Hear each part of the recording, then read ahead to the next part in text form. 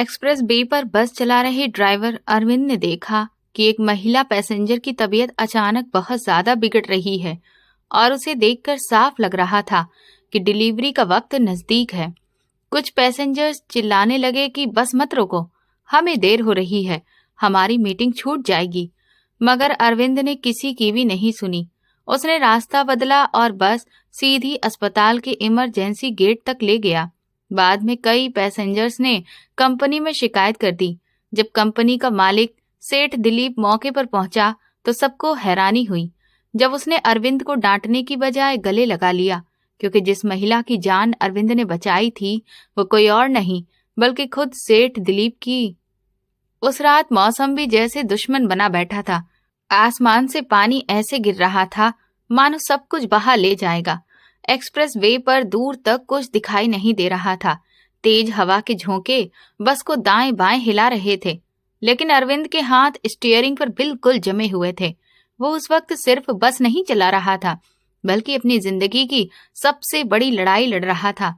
Sky वे luxury movers की नीली uniform में 45 साल का अरविंद बाहर से भले ही एक साधारण ड्राइवर लगता था, लेकिन उस समय उसके सीने में एक बाप का दिल धड़क रहा था जो डर और उम्मीद के बीच झूल रहा था। बस के वाइपर शीशे पर तेजी से चल रहे थे और उनकी आवाज अरविंद के दिमाग में चल रही उल्टी गिनती के जैसी लग रही थी। उसी वक्त उसके दिमाग में अपनी 6 साल की बेटी रेखा का चेहरा घूम रहा था, जो शहर के एक सरकारी अस्पताल के जनरल वार्ड में जिंदगी और मौत से जूझ रही थी। डॉक्टर ने साफ कह दिया था कि दिल के वाल्व बंद हो चुके हैं। अगर अगले 24 घंटे में किसी प्राइवेट अस्पताल में ऑपरेशन नहीं हुआ तो कुछ भी हो सकता है।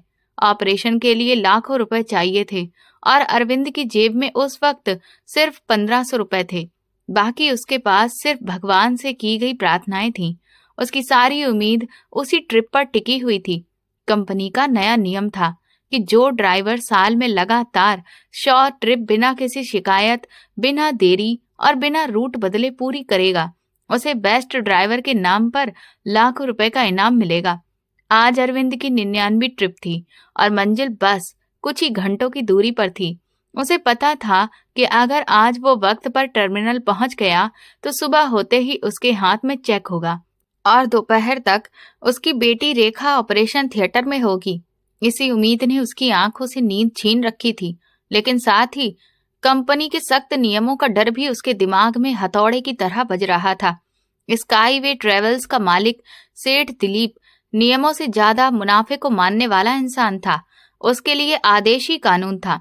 बस लेट हुई तो जुर्माना और रास्ता बदला तो नौकरी से सीधे निकाल बाहर किया जाएगा।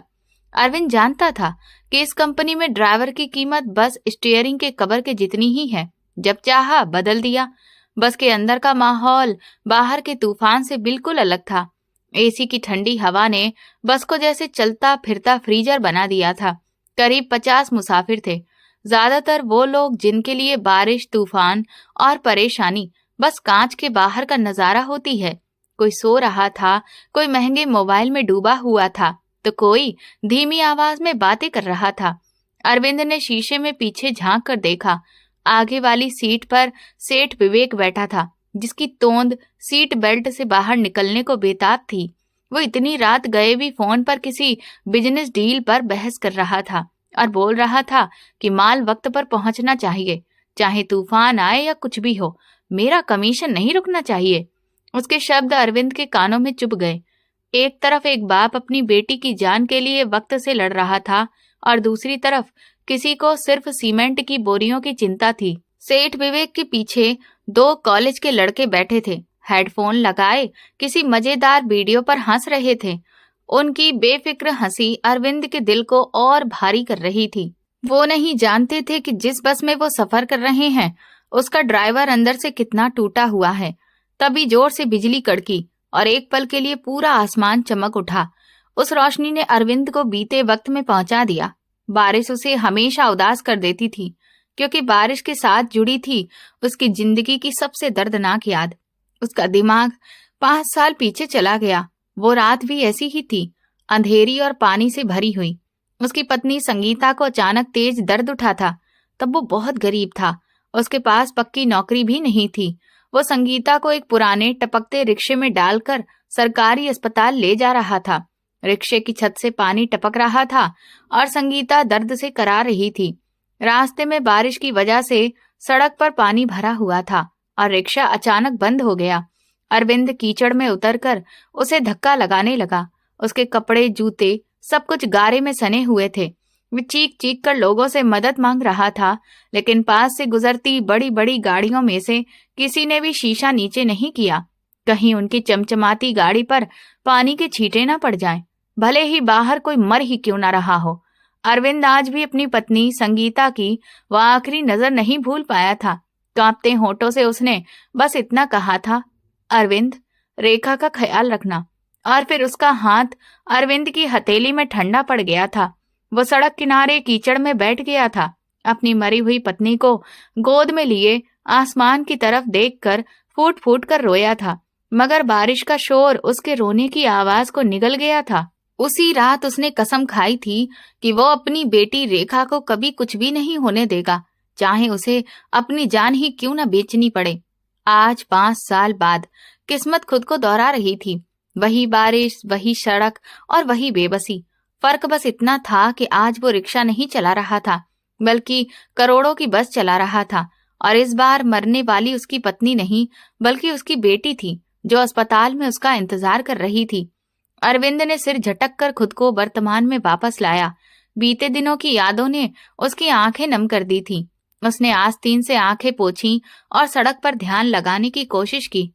नहीं अरविंद, कमजोर मत पड़, उसने खुद से कहा।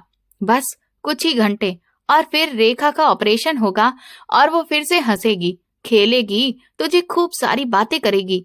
वो इन्हीं ख्यालों में डूबा हुआ था कि अचानक बस के पिछले हिस्से से एक दबाई हुई सी लेकिन बहुत ही दर्दनाक करहा सुनाई दी। ये आवाज ऐसी थी कि अरविंद का दिल तुरंत चौकन्ना हो गया। ये किसी की खांसी या बातचीत नहीं थी, ये दर्द की आवाज थी। उसने शीशे में दोबारा देखा। बस के बीचों बीच बाईं तरफ की खिड़की वाली सीट पर एक औरत बैठी थी। उसने काली चादर ओढ़ रखी थी और उसका चेहरा दर्द से पीला पड़ चुका था। वो अकेली थी और उसके बगल वाली सीट खाली थी। दोनों हाथों से पेट पकड़े हुए वो बार बार सीट की पीठ से सिर टकरा रही थी, जैसे कि दर्द सहने की कोशिश कर रही हो। अरविंद का दिल जोर से धड़क उठा। वो उस हालत को पहचानता था। ठीक ऐसी ही हालत 5 साल पहले संगीता की थी। क्या किस्मत फिर से उसका इम्तिहान ले रही थी? क्या पुराने जख्म कुरेदना जरूरी था? औरत ने धीमी आवाज में फिर से पानी मांगा, लेकिन उसकी आवाज इतनी हल्की थी कि किसी ने सुनी ही नहीं। अरविंद की उंगलियां स्टीयरिंग पर कस गईं। उसका मन कह रहा था गाड़ी रोक कर देख ले कि क्या हुआ है, लेकिन डर फुसफुसा रहा था।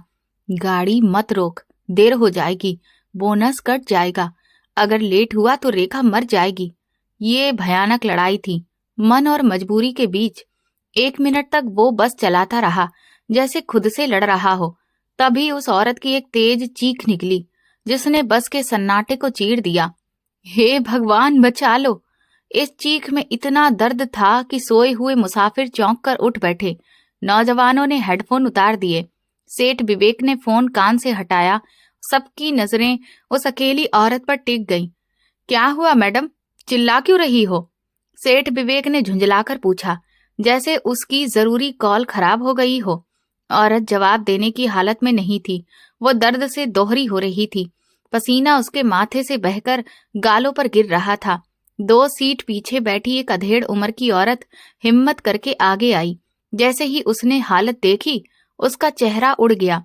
वो जोर से चिल्लाई, ड्राइवर, गाड़ी रोको, इसकी हालत तो बहुत खराब है। अरविंद ने तुरंत बस की रफ्तार कम कर दी। उसका दिल जोर जोर से धड़क रहा था। वो समझ गया था कि ये कोई मामूली बीमारी नहीं है। ये वो वक्त था जब एक नई जिंदगी दुनिया में आने वाली होती है और कभी कभी एक पुरानी जिंदगी चली भी जाती है। बस में खुसुर फुसुर शुरू हो गई। यार, ये क्या मुसीबत है? सूट पहने एक लड़के ने चिढ़कर कहा, अभी तो आधा सफर भी पूरा नहीं हुआ। अगर बीमार थी तो घर से निकली ही क्यों हो? पीछे से किसी ने ताना मारा, पब्लिक बस को एम्बुलेंस समझ रखा है क्या? इन बातों ने अरविंद के अंदर आग भर दी। यही बातें उसने 5 साल पहले भी सुनी थी। वही बेरुखी, वही तमाशा, वो चुपचाप शीशे में सब देखता रहा। अधेड़ औरत फिर चिल्लाई, अरे समझो, ये डिलीवरी का मामला है, वक्त बहुत करीब है, इसे अभी अस्पताल ले जाना पड़ेगा, वरना ये यहाँ नहीं बचेगी। ये सुनते ही बस में हंगामा मच गया। सेठ विवेक अपनी सीट से खड़ा हो गया। तुम पागल हो गई हो क्या? ये हाईवे है, यहाँ अस्पताल कहाँ मिलेगा? और हमारे पास इतना टाइम नहीं है, मुझे सुबह 9 बजे मीटिंग में पहुंचना है। हाँ हाँ हाँ, पीछे से कई आवाजें आईं। गाड़ी मत रोकना, हमें देर हो रही है, ये इसकी अपनी परेशानी है, हम इसके चक्कर में क्यों भुगतें? अरविंद ने बस और धीमी कर दी और उसे साइड लेन की तरफ मोड़ने लगा। उसकी आंखों के सामने रेखा का मासूम चेहरा घूम गया। अगर वो लेट हुआ तो उसकी बेटी, लेकिन अगर उसने बस नहीं रोकी तो ये अनजान औरत और उसका बच्चा दोनों मर जाएंगे। क्या एक बेटी की जान बचाने के लिए वो किसी और की बेटी और बच्चे की जान ले सकता है? क्या रेखा की सांसें किसी और की मौत की कीमत पर खरीदी जा सकती हैं? उसका ज़मीर जोर से बोला, अरविंद, तू एक बाप है, कातिल नहीं। तभी बस के मालिक सेठ विवेक गुस्से में ड्राइवर के केबिन तक आ गया। तुम्हें सुनाई नहीं देता क्या? गाड़ी सीधी चलाओ, अगर कहीं भी रुके या नियम तोड़ा तो कंपनी में शिकायत कर दूंगा। एक फोन में तुम्हारी नौकरी चली जाएगी। सोच लो, नौकरी प्यारी है या ये समाज सेवा? ये सुनते ही अरविंद के माथे पर पसीना आ गया। एक तरफ उन रसूखदार लोगों की धमकियां थीं, दूसरी तरफ कंपनी का ट्रैकर जो डैशबोर्ड पर लाल बत्ती के साथ जल रहा था, जैसे बार बार याद दिला रहा हो कि कंपनी सब देख रही है। और तीसरी तरफ वो दर्दनाक कराह जो अब साफ चीखों में बदल चुकी थी। उस औरत का दर्द अरविंद की नसों में उतर गया। उसे ऐसा लगा जैसे पीछे की सीट पर कोई अजनबी नहीं बल्कि उसकी अपनी संगीता बैठी तड़प रही हो। उसे महसूस हुआ कि अगर आज उसने कुछ नहीं किया तो वो एक बार फिर अपनी पत्नी को मरने देगा। अरविंद ने गहरी सांस ली। बाहर बारिश की गंध और बस के अंदर परफ्यूम की मिली जुली खुशबू के बीच उसे खून जैसी गंध महसूस होने लगी। उसने एक पल के लिए आंखें बंद की और रेखा का मुस्कुराता चेहरा उसकी आंखों के सामने आ गया। पापा, आप मेरे हीरो हो ना? रेखा अक्सर उससे यही पूछती थी। क्या हीरो वही होता है जो अपनी नौकरी बचाने के लिए किसी माँ को मरने दे? अचानक अरविंद की आंखें खुलीं। अब उनमें डर नहीं था, बल्कि एक अजीब सी सनक और पक्का इरादा था। उसने स्टीयरिंग व्हील को इतनी जोर से पकड़ा कि उसकी उंगलियों के पोर सफेद पड़ गए। उसने सामने देखा, सड़क पर मीलों तक अंधेरा फैला था, और फिर साइड मिरर में उस कच्चे रास्ते को देखा जो हाईवे से नीचे उतरता था और शहर के सिविल अस्पताल की तरफ जाता था। वो रास्ता खतरनाक था, कीचड़, गड्ढों और पत्थरों से भरा हुआ, मगर वहीं से उम्मीद भी जाती थी। सब अपनी अपनी सीट पर बैठ जाओ। अरविंद की आवाज इतनी भारी थी कि सेठ विवेक एक पल के लिए सन्न रह गया। तुम क्या करने वाले हो? एक लड़के ने घबराकर पूछा। अरविंद ने जवाब नहीं दिया। उसने झटके से गियर बदला और एक्सीलेटर दबा दिया। बस जोर से हिचकोले खा गई। अगले ही पल उसने बस को सीधी सड़क से मोड़कर कच्चे रास्ते की तरफ डाल दिया। टायरों ने गीली मिट्टी पर फिसलते हुए अजीब सी आवाज की और बस हाईवे की चिकनी सड़क छोड़कर ऊबड़ खाबड़ रास्ते पर उतर आई। बस के अंदर हंगामा मच गया। ऊपर रखे बैग गिरने लगे, लोग चीखने लगे। पागल हो गया है क्या ये ड्राइवर? अरे रोको इसे, ये हमें मार डालेगा। डैशबोर्ड पर लगा कंपनी का ट्रैकर पागलों की तरह बीप बीप बीप करने लगा। लाल बत्ती चमकने लगी। मतलब साफ था, रूट से हटना। अरविंद जानता था कि ये आवाज उसकी नौकरी खत्म होने का ऐलान है। वो बोनस, वो लाखों रुपए, रेखा का ऑपरेशन, सब कुछ इसी कीचड़ में दफन हो गया था। मगर उस वक्त उसे सिर्फ एक ही जगह दिख रही थी, अस्पताल। उसने अपनी बेटी की जिंदगी दांव पर लगा दी थी ताकि किसी और की बेटी बच सके। सौदा बहुत महंगा था, लेकिन अरविंद ने सौदा कर लिया था। बारिश अब तूफान में बदल चुकी थी और बस उछलती कूदती अंधेरे रास्ते पर भाग रही थी, जैसे मौत उसके पीछे पीछे दौड़ रही हो। जैसे ही बस के टायरों ने पक्की सड़क छोड़ी, एक जोरदार झटका लगा, मानो किसी ने चलती ट्रेन को पटरी से उतार दिया हो। बस का ढांचा कांप उठा, ऊपर के लगेज बॉक्स खुल गए और बैग, ब्रीफ केस धड़ाम धड़ाम नीचे गिरने लगे। डर और बढ़ गया। स्काईवे की लग्जरी बस, जो अपनी स्मूथ ड्राइव के लिए जानी जाती थी, अब किसी बेकाबू जानवर की तरह उछल रही थी। लोग सीटों से उछल उछल कर गिर रहे थे। औरतों की चीखें, मर्दों की गालियां सब मिलकर अजीब सा कोहराम मचा रही थी। बाहर बारिश पूरी ताकत से बरस रही थी। छत पर बूंदें ऐसे पड़ रही थीं जैसे पत्थर बरस रहे हों। कीचड़ इतना था कि बस का पिछला हिस्सा बार बार फिसल रहा था, जिसे अरविंद बड़ी मेहनत से संभाल रहा था। उसके हाथ दर्द से अकड़ चुके थे, माथा पसीने से तर था, मगर उसकी आंखें सड़क से हटी नहीं थी। वो जानता था कि ये शॉर्टकट खतरनाक है। बरसों पहले उसने इसे इस्तेमाल किया था, लेकिन आज ये रास्ता मौत जैसा बन चुका था। हर मोड़ पर बस फंसने का खतरा था। बस के अंदर बगावत शुरू हो चुकी थी। सेठ विवेक, जो पहले ही भड़का हुआ था, लड़खड़ाते हुए आगे आया और गुस्से में चिल्लाया, अबे ओए ड्राइवर, नशे में है क्या? गाड़ी रोक, अभी ब्रेक लगा। उसने पीछे लगी जाली पर जोर से हाथ मारा। उसके साथ 2 जवान लड़के भी आ गए। एक ने मोबाइल निकालकर वीडियो बनानी शुरू कर दी। देखिए, ये ड्राइवर हमें गलत रास्ते पर ले जा रहा है, हमारी जान खतरे में है। दूसरे ने हिम्मत करके अरविंद का कॉलर पकड़ने की कोशिश की। गाड़ी मोड़ वापस। अरविंद ने एक हाथ स्टीयरिंग पर रखा और दूसरे हाथ से उसे जोर से धक्का दिया। अगर किसी ने स्टीयरिंग को हाथ लगाया तो हम सब खाई में गिरेंगे। उसकी आवाज में इतना डर और इतना पक्का फैसला था कि सब चुप हो गए। मैं किसी को अगवा नहीं कर रहा, उसने भारी आवाज में कहा। मैं बस जान बचा रहा हूँ, इसीलिए चुपचाप अपनी जगह पर जाओ, वरना मैं जिम्मेदार नहीं हूँगा। इसी अफरा तफरी के माहौल में अरविंद की जेब में रखा फोन बज उठा। स्क्रीन पर मैनेजर साहब लिखा चमक रहा था। अरविंद समझ गया कि कंपनी के हेड ऑफिस में हड़कंप मच चुका है। जीपीएस ट्रैकर बता चुका था कि बस अपने तय रूट से हट गई है। अरविंद ने एक पल को फोन काटने का सोचा, फिर झटके से कॉल उठा लिया और स्पीकर ऑन कर दिया। उधर से मैनेजर की तेज और घबराई हुई आवाज आई, अरविंद, तुम पागल हो गए हो क्या? ट्रैकर साफ दिखा रहा है, तुम हाईवे से नीचे उतर गए हो।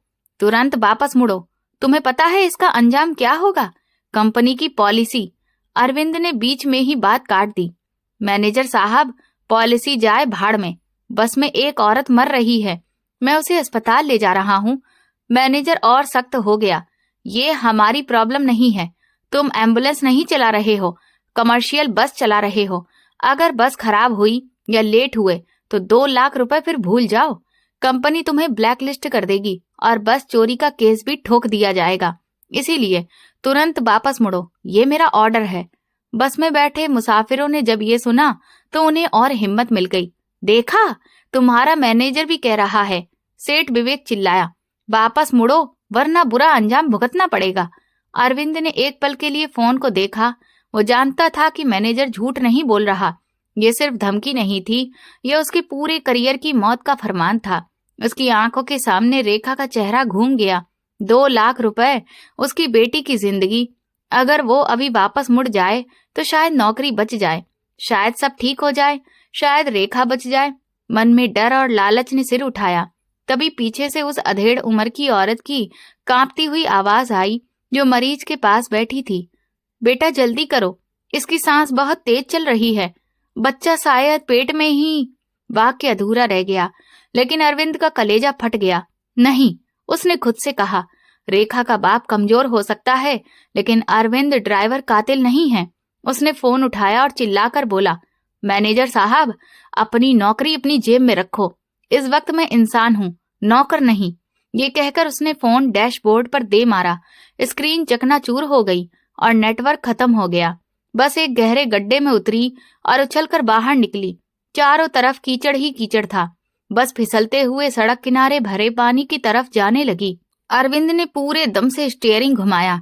मुसाफिरों की जान हलक में आ गई। अब सब चुप थे। डर ने सबकी आवाजें बंद कर दी थीं। उन्हें लगने लगा था कि ये ड्राइवर उन्हें जिंदा नहीं छोड़ेगा। सिर्फ अरविंद जानता था कि वो क्या कर रहा है। वो बस के इंजन की हर आवाज पहचानता था। उसे पता था कि ये मशीन कब तक साथ दे सकती है। बस थोड़ी देर और, बस थोड़ी देर और। वो स्टीयरिंग पर हाथ फेरते हुए बुदबुदाया, जैसे बस को हौसला दे रहा हो। अचानक अंधेरे में कुछ रोशनियां नजर आईं। शहर की लाइटें, सिविल अस्पताल, वही अस्पताल शहर के आखिरी छोर पर। उम्मीद की एक किरण जगी। अरविंद ने एक्सीलेटर और दबा दिया। बस कीचड़ से निकलकर टूटी फूटी सड़क पर आ गई। रफ्तार बढ़ गई। अस्पताल की इमारत अब साफ दिख रही थी। लाल रंग का बड़ा सा बोर्ड, इमरजेंसी, बारिश में धुंधला सा चमक रहा था, लेकिन अस्पताल का गेट बंद था। चौकीदार शायद बारिश की वजह से अंदर सो रहा था। अरविंद ने हॉर्न पर हाथ जमा दिया। प्रेशर हॉर्न की तेज आवाज ने रात की खामोशी तोड़ दी। वो लगातार हॉर्न बजाता रहा, लेकिन गेट नहीं खुला। बस की रफ्तार कम नहीं हुई। मुसाफिरों ने देखा कि बस सीधे गेट की तरफ बढ़ रही है। रोको, गेट बंद है, सेठ विवेक चीखा, लेकिन अरविंद रुकने वाला नहीं था। उसने ब्रेक की जगह हेडलाइट का डिपर दिया। चौकीदार घबराकर बाहर भागा, लेकिन तब तक बहुत देर हो चुकी थी। अरविंद ने बस को गेट के बिल्कुल सामने लाकर पूरी ताकत से ब्रेक मारे। टायरों ने सड़क पर घिसटकर चिंगारियां छोड़ी। बस का अगला हिस्सा गेट से बस कुछ इंच पहले रुक गया। झटका इतना जोरदार था कि खड़े मुसाफिर गिर पड़े। अरविंद ने तुरंत हैंड ब्रेक खींची, सीट बेल्ट खोली और दरवाजा खोलने का बटन दबाया। हाइड्रोलिक दरवाजा आवाज के साथ खुला। बारिश और ठंडी हवा अंदर घुस आई। अरविंद अपनी सीट से कूदकर पीछे भागा। वहां प्रेग्नेंट औरत बेहोश पड़ी थी। उसका चेहरा सफेद पड़ चुका था और सीट के नीचे खून फैल रहा था। ये मंजर देखकर जो लोग लड़ने पर उतारू थे, डर के मारे पीछे हट गए। मौत को इतना पास देखकर किसी के मुंह से शब्द नहीं निकले। अरविंद ने किसी का इंतजार नहीं किया। उसने हे भगवान मदद करना कहते हुए उस औरत को दोनों बाजुओं में उठा लिया। दर्द से तड़पती हुई वो औरत उसे बोझ नहीं लगी, जैसे किसी ने ताकत भर दी हो। वो उसे लेकर बस से नीचे उतरा। बारिश अभी भी जोर जोर से बरस रही थी। अरविंद की यूनिफॉर्म, जो कंपनी की शान मानी जाती थी, अब खून और बारिश में भीगकर बदरंग हो चुकी थी। लेकिन अरविंद को कोई फर्क नहीं पड़ा। वो पागलों की तरह दौड़ता हुआ इमरजेंसी वार्ड की तरफ भागा। डॉक्टर, डॉक्टर, स्ट्रेचर लाओ, अरे कोई है? उसकी आवाज अस्पताल के बरामदे में गूंजी। वार्ड बॉय और नर्सें उसकी हालत देखकर तुरंत दौड़ी। उन्होंने उस औरत को अरविंद की गोद से लेकर स्ट्रेचर पर लिटाया और ऑपरेशन थिएटर की तरफ तेजी से ले गईं। अरविंद वही घुटनों के बल बैठ गया। उसकी सांस बुरी तरह से फूल रही थी। दिल ऐसे धड़क रहा था जैसे सीने से बाहर निकल आएगा, और हाथ कांप रहे थे। उसने अपने हाथों को देखा जो उस अनजान औरत के खून से सने हुए थे। उसने एक नजर ऑपरेशन थिएटर के बंद होते दरवाजे पर डाली और फिर बाहर खड़ी बस की तरफ देखा। यात्री अब बस से उतर रहे थे। सब गुस्से में थे, भीगे हुए थे और खुद को अपमानित महसूस कर रहे थे। सेठ विवेक फोन पर किसी से बात कर रहा था और बार बार अरविंद की ओर इशारा कर रहा था। अरविंद समझ गया कि वो पुलिस को बुला रहा है। उसे ये भी पता था कि कंपनी का मालिक भी रास्ते में होगा, और ये भी कि रेखा के ऑपरेशन के लिए जो पैसे उसने जोड़े थे अब कभी उसके हाथ में नहीं आएंगे। उसने अपनी जेब में हाथ डाला। वहां उसकी बेटी रेखा की छोटी सी तस्वीर थी जो वो हमेशा पर्स में रखता था। उसने तस्वीर बाहर निकाली। बारिश के पानी और खून के धब्बों के बीच रेखा का मासूम चेहरा मुस्कुरा रहा था। मुझे माफ कर देना बेटी, अरविंद ने धीमी आवाज में कहा। तेरे पिता ने आज एक सौदा कर लिया है। तेरी जिंदगी के बदले किसी और की जिंदगी चुन ली है। मुझे नहीं पता मैंने सही किया या गलत। बस इतना जानता हूं कि उस पल मैं और कुछ भी नहीं कर सकता था। बाहर सायरन की आवाजें गूंजने लगीं। पुलिस की गाड़ियां और शायद कंपनी की गाड़ियां भी पहुंच चुकी थीं। अरविंद ने तस्वीर को सीने से लगाया और आंखें बंद कर लीं, अपनी सजा का इंतजार करते हुए। वो हीरो था या अपराधी, इसका फैसला अब दुनिया को करना था।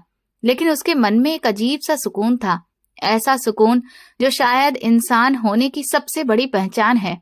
बगावत खत्म हो चुकी थी, अब अंजाम सामने था।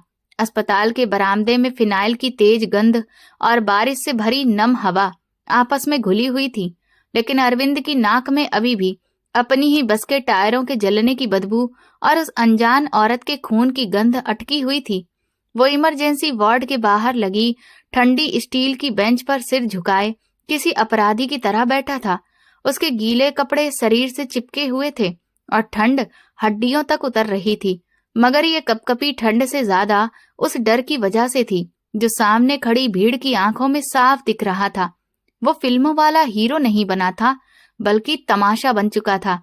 इमरजेंसी वार्ड के बाहर का हॉल किसी मछली बाजार से कम नहीं था।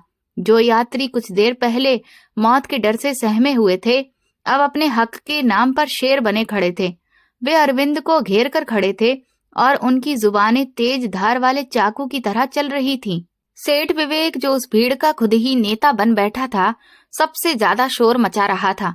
वो अपने महंगे सूट पर लगे कीचड़ के छींटे झाड़ता हुआ अभी अभी पहुंचे पुलिस इंस्पेक्टर पर चिल्ला रहा था। इंस्पेक्टर साहब, आप पूछ रहे हैं क्या हुआ? अरे ये आदमी पागल है, दिमागी मरीज है ये। इसने हमें जबरदस्ती बंधक बना लिया, एक्सप्रेस वे से उतार कर कच्चे रास्ते पर ले गया, हमारी जान खतरे में डाल दी। अगर मैंने इसे रोका ना होता तो ये हम सबको खाई में गिरा देता। सेठ विवेक का झूठ इतना साफ और पूरे भरोसे से बोला गया था कि एक पल को अरविंद खुद ही शक में पड़ गया। क्या सच में उसने गलत कर दिया था? पास ही खड़े दो नौजवान अपने मोबाइल पर लाइव वीडियो चला रहे थे। कैमरे का लेंस अरविंद के झुके चेहरे पर टिका था और वे कमेंट्री कर रहे थे। दोस्तों, यही है वो ड्राइवर जिसने आज 50 लोगों की जान दांव पर लगा दी। देखिए कैसे मासूम बनकर बैठा है, जैसे कि कुछ किया ही नहीं हो। इसने कंपनी के नियम तोड़े, हमें परेशान किया और अब पुलिस के भरोसे बैठा है। यही होता है अंजाम। अरविंद ने नजर उठाकर उन लड़कों को देखा। यही वो पीढ़ी थी जो स्क्रीन पर इंसाफ की बातें करती थी, लेकिन असल जिंदगी में तमाशा बेचती थी। किसी ने उससे ये नहीं पूछा कि वो औरत जिंदा है या नहीं। किसी ने ये जानने की कोशिश नहीं की कि उसके अपने घर में कैसी मुसीबत खड़ी है। अरविंद का हाथ अनायास ही अपनी जेब की ओर गया जहां रेखा की तस्वीर रखी थी, लेकिन उसने हाथ रोक लिया। वो अपनी बेटी की मासूमियत को इस गंदे शोर में घसीटना नहीं चाहता था। पुलिस वाला, जिसका नाम एसआई रावत था, डंडा घुमाता हुआ अरविंद के पास आया। उसके लहजे में बेइज्जती और सख्ती थी। ओए, खड़े हो जा। उसने अरविंद का बाजू पकड़कर उसे झकझोर दिया। बड़ा शौक है तुझे हीरो बनने का? सरकारी गाड़ी समझ रखा है कंपनी की बस को? सेठ दिलीप की बस है ये, जानता है ना वो कौन है? अगर उनकी गाड़ी को एक खरोच भी आ गई ना तो तेरी नस्लें भी कर्ज नहीं चुका पाएंगी। अरविंद चुपचाप खड़ा हो गया। उसने कोई विरोध नहीं किया। साहब, एक औरत मर रही थी। उसने कमजोर सी आवाज में सफाई देने की कोशिश की। तो क्या तू डॉक्टर है? रावत ने तुरंत बात काट दी। तेरा काम स्टीयरिंग घुमाना है, भगवान बनने का नहीं। एम्बुलेंस किस लिए होता है? 112 नंबर किस लिए होता है? कानून हाथ में लेने का हक किसने दिया है तुझे? अब थाने चलेगा, वहां बताना कि तूने इन लोगों को अगवा क्यों किया। अगवा? ये शब्द अरविंद के कानों में गूंजने लगा। उसने तो जान बचाई थी, ये अगवा करने वाला कब बन गया? दुनिया का कानून कितना अजीब है। अगर वो उस औरत को मरने देता और वक्त पर बस मंजिल पर पहुंचा देता तो उसे बेस्ट ड्राइवर का अवार्ड मिलता और लाखों का इनाम भी। लेकिन उसने एक जान बचाई तो अब वो अपराधी, अगवाकार और पागल कहलाने लगा। अरविंद की आंखों में आंसू आ गए, अपनी मजबूरी पर नहीं बल्कि समाज की उस बेरुखी पर। इसी बीच ऑपरेशन थिएटर का दरवाजा खुला और एक नर्स तेजी से बाहर निकली। उसके हाथों में खून लगा हुआ था। अरविंद की नजरें तुरंत उसकी तरफ उठ गईं। वो पूछना चाहता था, जोर से पूछना चाहता था कि वो बच गई ना, मेरी कुर्बानी बेकार तो नहीं गई, मगर हिम्मत ही नहीं हुई। नर्स बिना कुछ कहे फार्मेसी की तरफ भाग गई। अरविंद का दिल बैठने लगा। अगर वो औरत मर गई तो अरविंद के पास अपने बचाव में देने के लिए नैतिक जवाब भी नहीं बचेगा। तब वो सिर्फ एक अपराधी रह जाएगा जिसने एक लाश के लिए जिंदा लोगों की जान खतरे में डाल दी। वक्त रेत की तरह मुट्ठी से फिसल रहा था। घड़ी की सुइयां सुबह की तरफ बढ़ रही थी। रेखा के ऑपरेशन का समय नजदीक आ रहा था, लेकिन अरविंद यहाँ थाने जाने के लिए खड़ा था। उसका मोबाइल, जो उसने गुस्से में डैशबोर्ड पर पटका था, अब टूटा हुआ बस में कहीं पड़ा था। उसका अपनी बेटी से संपर्क टूट चुका था। शायद अस्पताल में डॉक्टर उसका इंतजार कर रहे होंगे कि बाप ऐसे आएगा तो बेटी का हौसला बढ़ेगा। लेकिन बाप यहाँ हथकड़ी का इंतजार कर रहा था। काश, अरविंद ने सोचा, काश मैं पत्थर का बना होता, काश मैं बहरा होता ताकि उस औरत की चीखें ना सुन पाता। पछतावा उसके दिल को दीमक की तरह खा रहा था। आज के जमाने में भलाई करना इतना मुश्किल क्यों है? सच्चाई की कीमत इतनी भारी क्यों होती है? तभी अस्पताल के बाहर अचानक गाड़ियों के टायरों की चीख और सायरन की आवाज से माहौल और तनाव भरा हो गया। ये कोई आम पुलिस की गाड़ी नहीं थी। ये काले रंग की भारी भरकम लैंड क्रूजर का काफिला था जो पूरे रौब के साथ अस्पताल के अंदर घुसा। यात्रियों का शोर थम गया। पुलिस वाले तुरंत सतर्क हो गए और अपनी टोपियां ठीक करने लगे। सेठ विवेक, जो अभी तक शेर बना घूम रहा था, अब बिल्ली की तरह सहमकर पीछे हट गया। हर कोई जानता था कि ये गाड़ियां किसकी हैं। ये स्काईवे ग्रुप के मालिक सेठ दिलीप का काफिला था। वो आदमी जिसके एक इशारे पर शहर की ट्रांसपोर्ट रुक जाती थी, जिसके संबंध बड़े बड़े नेताओं तक थे। अरविंद का चेहरा पीला पड़ गया। उसे पता था अब उसका फैसला होने वाला है। पुलिस और कानून शायद थोड़ा लिहाज कर लेते, लेकिन सेठ दिलीप गद्दारी माफ नहीं करता था।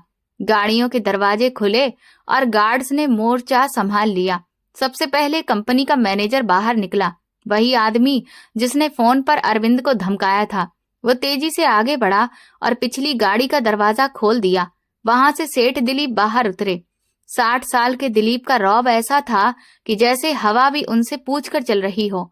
सफेद कोट पैंट, हाथ में महंगी घड़ी और चेहरे पर ऐसा गुस्सा कि देखने वाला सहम जाए। मैनेजर तुरंत उनके कान में कुछ फुसफुसाने लगा और अरविंद के खिलाफ जहर भरने लगा। सर, यही है वो ड्राइवर। इसने कंपनी की इज्जत मिट्टी में मिला दी। इसकी वजह से करोड़ों का नुकसान हो सकता है। यात्री केस करने वाले हैं। मीडिया भी पहुंच रही है। दिलीप ने ये सब सुनकर अरविंद की तरफ ऐसी नजर डाली जो नजर नहीं बल्कि सजा का ऐलान थी। अरविंद को लगा जैसे उसके पैरों से जान निकल गई हो। दिलीप धीरे धीरे भारी कदमों से अरविंद की तरफ बढ़ा। अस्पताल के बरामदे में सन्नाटा छा गया। बस दिलीप के जूतों की आवाज गूंज रही थी। सेठ विवेक और बाकी यात्री सम्मान में रास्ता छोड़ते चले गए। सब इंतजार कर रहे थे कि कब ये बड़ा आदमी इस गरीब ड्राइवर को थप्पड़ मारेगा या जूते से पीटेगा और लोग तमाशा देखेंगे। मैनेजर पीछे पीछे चलता हुआ बोल रहा था, सर, मैंने इसे वार्निंग दी थी, लेकिन इसने फोन काट दिया। ये बदतमीज भी है। पुलिस को बोलिए इसे सीधे लॉकअप में डाल दे। दिलीप अब अरविंद के सामने आकर रुक गया। अरविंद की नजरें झुकी हुई थीं। वो अपने फैसले का इंतजार कर रहा था। उसकी नौकरी, इज्जत, बोनस, सब कुछ उसकी आंखों के सामने टूटता हुआ दिख रहा था। बस उसके दिमाग में एक ही चेहरा था, रेखा का। और ये सवाल कि अगर वो ना रहा तो फिर उसकी बेटी का क्या होगा। दिलीप ने अपना भारी हाथ उठाया। मैनेजर के चेहरे पर एक क्रूर सी मुस्कान फैल गई। यात्रियों की सांसें थम गईं। अरविंद ने आंखें बंद कर लीं, थप्पड़ की आवाज सुनने और दर्द महसूस करने के लिए, लेकिन थप्पड़ नहीं पड़ा। हाथ हवा में उठने की बजाय सीधे आया और अरविंद के कंधे पर टिक गया। पकड़ सख्त नहीं थी बल्कि कांप रही थी। अरविंद ने हैरानी से आंखें खोली। उसने देखा कि सेठ दिलीप वही पत्थर दिल इंसान जिसके बारे में मशहूर था कि वो कभी नहीं रोता।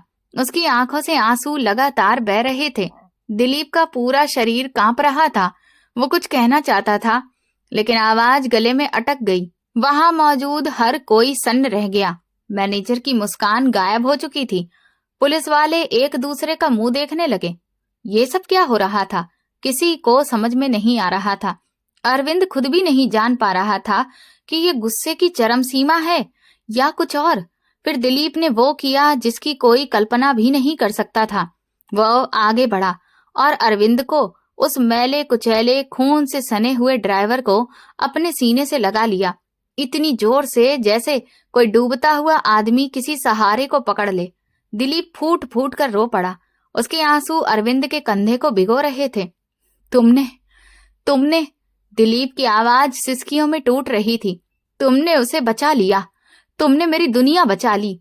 अरविंद पत्थर बना खड़ा था। उसे लग रहा था कि शायद वो सपना देख रहा है। मालिक उसे गले क्यों लगा रहा है? कौन सी दुनिया? ये सवाल उसके मन में ठीक से उठा भी नहीं था कि ऑपरेशन थिएटर का दरवाजा फिर खुला। वही नर्स बाहर आई और इस बार उसके चेहरे पर थकान के बावजूद राहत भरी मुस्कान थी। उसकी बाहों में तौलिए में लिपटा एक नवजात बच्चा था। नर्स ने ऊंची आवाज में कहा, बधाई हो, माँ और बच्चा दोनों सुरक्षित हैं। ये सुनते ही दिलीप ने अरविंद को छोड़ा और नर्स की तरफ देखा। उसकी आंखों में जो आभार और प्यार था वो किसी बड़े सेठ का नहीं बल्कि एक पिता का था। अरविंद अभी भी हैरान था, लेकिन हवा में फैली नफरत अब हैरत में बदल चुकी थी। उसे नहीं पता था कि अगले कुछ पलों में जो खुलासे होने वाले हैं वे ना सिर्फ उसकी जिंदगी बल्कि वहां मौजूद हर इंसान की सोच बदल देंगे। अस्पताल के ठंडे और बेरुखे गलियारे में वक्त जैसे थम गया। दिलीप के शब्द तुमने मेरी दुनिया बचा ली वहां घंटी की तरह गूंज रहे थे, जिनकी आवाज ने हर किसी के दिल को झकझोर दिया था। जो मैनेजर कुछ देर पहले अरविंद को नौकरी से निकालने और जेल भिजवाने की बातें कर रहा था, उसका मुंह खुला का खुला रह गया। उसकी आंखें फटी रह गईं और वो अविश्वास से अपने मालिक और ड्राइवर को गले लगते देखता रहा। सेठ विवेक और वो वीडियो बनाने वाले युवक जो अरविंद को विलेन साबित करने पर आमदा थे, अब अपने हाथों में पकड़े मोबाइल फोन छिपाने की नाकाम कोशिश कर रहे थे, जैसे हालात अचानक उनके हाथों में जलते अंगारे बन गए हों। दिलीप ने धीरे धीरे अरविंद को खुद से अलग किया, लेकिन उसके कंधों से हाथ नहीं हटाया। उसकी आंखें लाल थीं और चेहरा आंसुओं से भीगा हुआ था। ये वही चेहरा नहीं था जो मीटिंगों में सख्त फैसले सुनाता था। ये एक पिता का चेहरा था जो अभी अभी अपनी पूरी दुनिया खोने से बचा था। दिलीप ने गहरी सांस ली, रुमाल से आंखें पोंछी और कांपती आवाज में बोला, अरविंद, क्या तुम जानते हो वो लड़की कौन है जिसे तुम अपनी नौकरी और जिंदगी दांव पर लगाकर यहाँ लाए? अरविंद ने चुपचाप सिर हिला दिया। उसकी जुबान जैसे तालू से चिपक गई थी। वो अभी भी सदमे में ही था। दिलीप ने इमरजेंसी वार्ड की तरफ देखा और भरी हुई आवाज में बोला, वो मेरी बेटी है, पूनम, मेरी इकलौती संतान। ये सुनते ही वहां खड़ी भीड़ पर जैसे बिजली गिर पड़ी। मेरी बेटी जो 1 साल पहले मुझसे नाराज होकर घर छोड़ गई थी। मैंने उसे ढूंढने में कोई कसर नहीं छोड़ी। पुलिस, प्राइवेट जासूस सब लगा दिए, लेकिन कोई सुराग नहीं मिला। आज सुबह ही खबर मिली थी कि वो शायद दूसरे शहर से लौट रही है, मुझसे मिलने और माफी मांगने के लिए, लेकिन मुझे नहीं पता था कि उसकी हालत इतनी नाजुक है।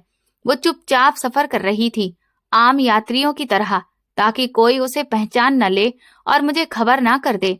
दिलीप की आवाज ऊंची हो गई और उसमें दर्द साफ झलक रहा था। सोचो, अगर आज तुम इन लोगों की बात मान लेते।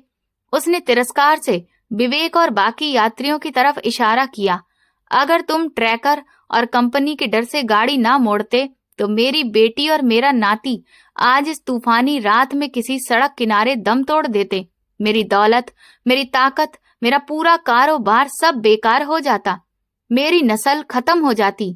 तुमने सिर्फ एक जान नहीं बचाई अरविंद, तुमने दिलीप का नाम मिटने से बचा लिया है।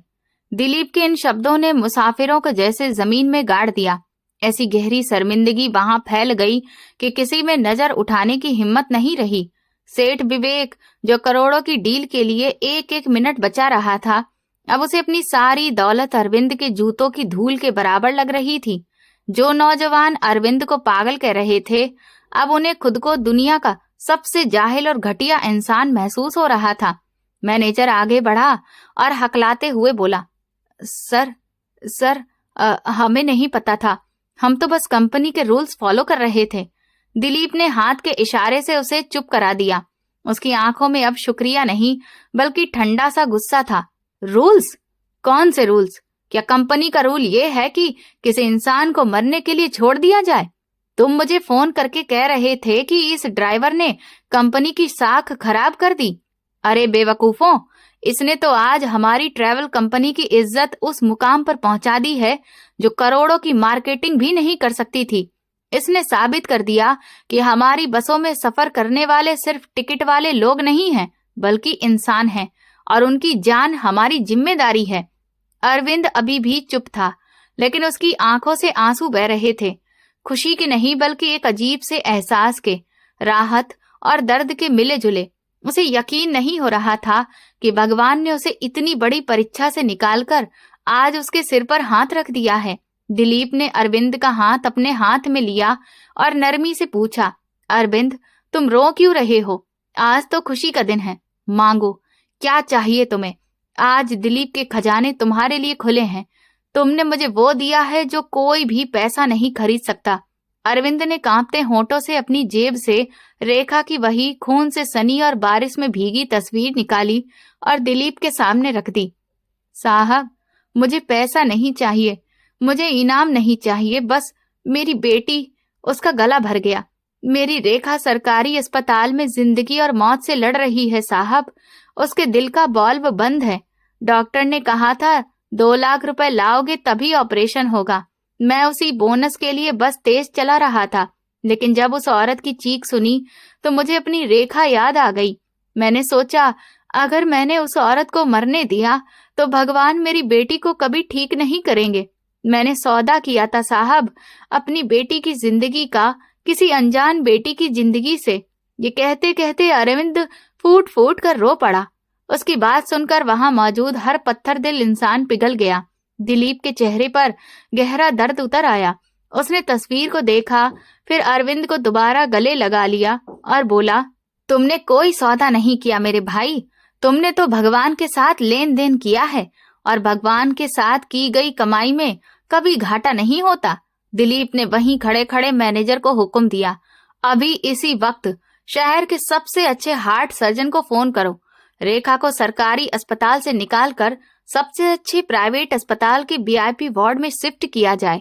उसके इलाज का, दवाइयों का, पढ़ाई का, उसकी पूरी जिंदगी का खर्चा आज से दिलीप फाउंडेशन उठाएगा। फिर वो अरविंद की तरफ मुड़ा और बोला, और तुम कल से बस नहीं चलाओगे। जिस बाप का दिल इतना बड़ा हो उसे ड्राइविंग सीट पर नहीं बल्कि फैसले लेने वाली कुर्सी पर होना चाहिए।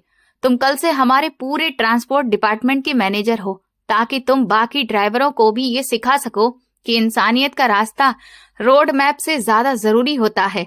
किसी मुसाफिर में ताली बजाने की हिम्मत नहीं हुई, क्योंकि ये तालियों का नहीं बल्कि सोचने और शर्मिंदा होने का पल था।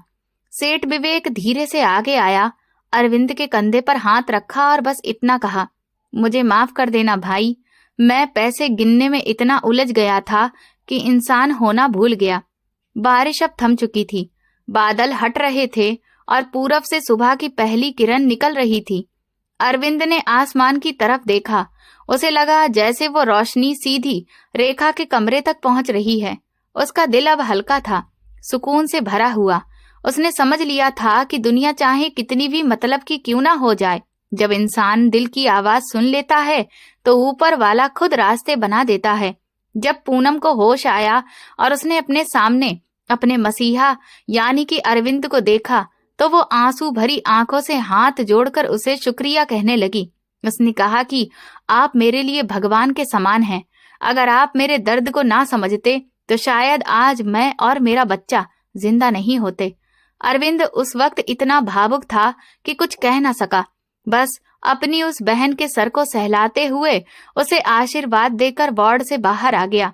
1 हफ्ते बाद अरविंद की बेटी का ऑपरेशन सक्सेसफुली हो चुका था और अब वो धीरे धीरे रिकवर कर रही थी। उसके लिए दिलीप साहब ने एक से एक बेहतरीन इंतजाम करवा रखे थे। अरविंद हर दिन भगवान को हाथ जोड़कर धन्यवाद कहता था, क्योंकि उसकी एक भलाई ने उसकी बेटी और खुद उसकी भी पूरी जिंदगी को बदल कर रख दिया था। और आज अरविंद उस पोस्ट पर काम कर रहा था जिसके बारे में वो सपने में भी नहीं सोच सकता था। ये कहानी सिर्फ एक बस के सफर की नहीं थी, ये जिंदगी के सफर की कहानी थी, जो अंधेरे से शुरू हुई और उजाले पर खत्म हुई। नर्स ने वार्ड की खिड़की से झांक कर देखा। अरविंद, जो कल तक एक मामूली सा ड्राइवर था, आज सबके बीच एक सच्चे हीरो की तरह खड़ा था। और सच यही है कि कई बार सही रास्ता वही होता है जो नक्शे पर नहीं बल्कि दिल में होता है। तो दोस्तों, अगर आपको हमारी ये कहानी पसंद आई है और आप किस शहर से ये कहानी सुन रहे हैं, हमें प्लीज कमेंट करके जरूर बताएं। वीडियो को लाइक करें, हाइप दें और ज्यादा से ज्यादा शेयर करें। चैनल पर नए हैं तो सब्सक्राइब जरूर करें और नोटिफिकेशन बेल दबाएं ताकि अगली अपडेट सबसे पहले आपको मिले। धन्यवाद।